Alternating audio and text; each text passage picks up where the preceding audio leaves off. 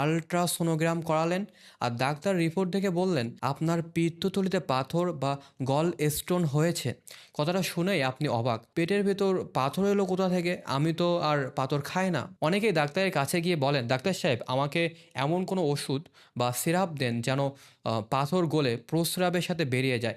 সত্যি কথাটা হলো, কিডনির পাথর ছোট হলে অনেক সময় পানি খেলে বা ওষুধে প্রস্রাবের রাস্তায় বের হয়ে যেতে পারে, কিন্তু পিত্তথলির পাথর গলার বা বের হওয়ার কোনো জাদুকারী ওষুধ নেই।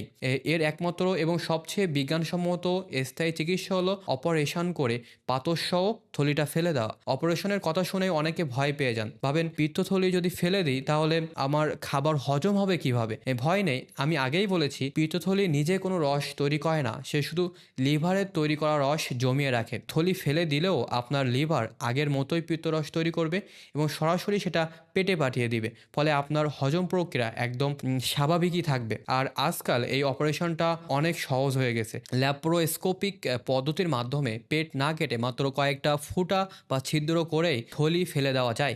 রুগী পরের দিনই হাসি মুখে হেঁটে বাড়ি চলে যেতে পারে। তাই পিত্তথলির পাথর ধরা পড়লে অযথা ভয় পাবেন না। আর হ্যাঁ, দয়া করে কোনো অবৈজ্ঞানিক কবিরাজি ওষুধ খেয়ে পাথর গলানোর চেষ্টা করে পিত্তথলি ফাটিয়ে ফেলবেন না। এতে জন্ডিস বা প্যানক্রিয়াটাইটিসের মতো মারাত্মক বিপদ হতে পারে। সঠিক সময়ে একজন সার্জনের পরামর্শ নিন। কথাগুলো কি আপনার কাছে দরকারি মনে হলো? তাহলে ভিডিওটি এখনই আপনার পরিবার ও বন্ধুদের সাথে শেয়ার করুন এবং সহজ ভাষায় প্রমাণভিত্তিক স্বাস্থ্য বিষয়ক এমন আরও তথ্যের জন্য পেজটি ফলো করে রাখুন। সবাই ভালো থাকবেন। ধন্যবাদ সবাইকে।